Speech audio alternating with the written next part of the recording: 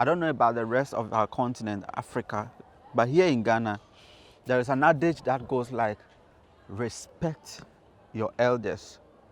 Respect your elders. They say it everywhere. Like I said, you've had a taste of leadership, you've dealt with administration and all that. What do you make of that statement?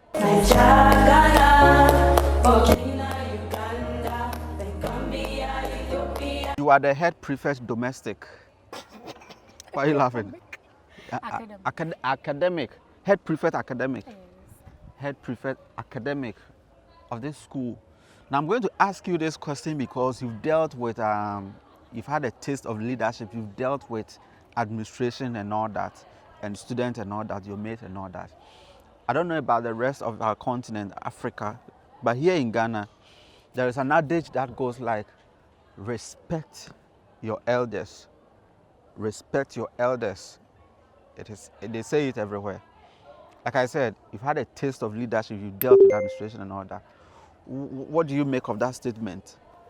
Well, respect your elders. They want to know your name. Alberta.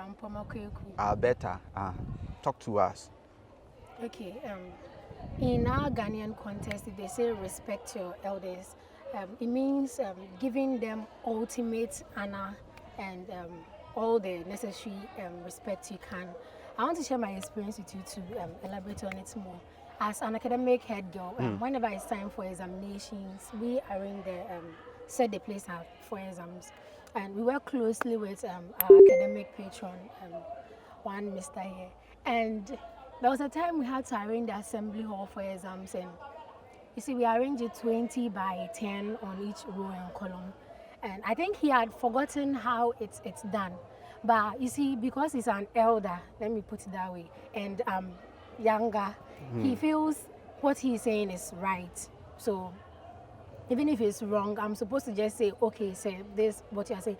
Though what he was doing was wrong. He had forgotten how instead of 10 by 20, he was doing 20 by 10 instead. So this. But you've been on the field, so yes, you know how it's supposed to be. A man comes in and says, like, no, yes. You're doing it wrong. So it's like it has limited us so much. You can't even put up your views, even if the elder is wrong. You just have to say, okay, sir, even when what he is doing is wrong, you just have to agree. And it has affected us so much in our politics, our educational system, everywhere. It happens in politics too. Yeah, it does. It does. It's everywhere. Like if probably I don't want to go for a minister is doing something wrong or he's on a bad track, his deputy or something cannot, or those down there cannot approach him easily and say, because he is in high authority, you're supposed to respect him. So you just say, okay, sir, agree to what he is doing. And in our lower, being a head girl, the lower form of leadership here, it's also affecting us a lot. There are times you have better ideas on how to do things, but you can't say anything because the elderly is saying, this is how it's supposed to be, this is how it's supposed to go. So that you can't even put in any change. You're supposed to conform by the old rules, just agree that, okay, this is what I'm supposed to do. And then you hope that maybe when you get there, you do it better. And then the problem is when you get there, you also do the same because you also want to be respected. So this is how bad it has affected our system. Everyone is just looking for respect. As long as you are older, just be respected. Everyone should obey you.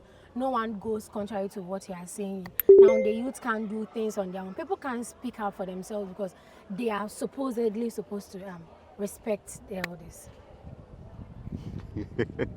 See, I'm watching this girl. You see, I'm really surprised because you're looking at her. She's just a high school girl walking about like that. She has nothing in the head. But look at what she's saying. Look at, well, there's also another twist to it. Don't you think this is what has actually sustained our peace as a nation? I mean, follow the line like that. Don't you think that is what is actually making us peaceful? Like, I mean, you follow accordingly. Okay, like if that. you are saying that's what is making us peaceful, I would rather say it's rather making us scared and keeping us in our shells. So we're not able to grow out of our wings and do things that we wish we could. We are just, it's bounding us, it's keeping us safe, but then it's also limiting us. It's not allowing us to put our abilities out there. We are just being calm and saying, okay, let me just go with the flow. because that is what it is. That is what the elderly is saying we are supposed to do. That is where we are supposed to go. So you can't actually put in your own ideas, your own innovations are kind of covered up because it's keeping us safe. Amazing. What do you think should be the way forward? I think it should be reciprocal. We should be allowed to speak our mind. If the elderly is wrong, be able to tell him, okay, say, this is you are right, but I think if we should go this way, if we should add this to it, it will be better. So it shouldn't be as posted, respect your elders. It can also be respect your elders, but put your ideas known to him as well. Amazing. So do you mean to suggest that if, let's say, Madam Ernestina Hammond, the headmistress of this school, come to stand up here and address all of you and say something that is, headmistress, after that, you think you want to have that room and walk to her at the office and say, Madam, can we have a conversation? Yes, it happens a lot of times. So that what she's saying, she is an elder, she feels what she's saying is okay, it's right. But then sometimes she'd be like, no, there's another twist to it. Then you want to walk to him, but then you can't. Amazing. Headmistress, I know you are seeing this video. Jesus, how should I put this thing? Madam, they want a new phase of conversation. You know what I'm trying to say? Two-sided conversation. Two-sided, they want to have conversation. Talking. And not just here, not just in your school. It has to happen in other schools and even transcend to our nation, to what is happening out there and all that. Like the youth of this country should be allowed to have conversations, meaningful conversations like that. And that should start with Madam Ernestina Hammond. No weapon.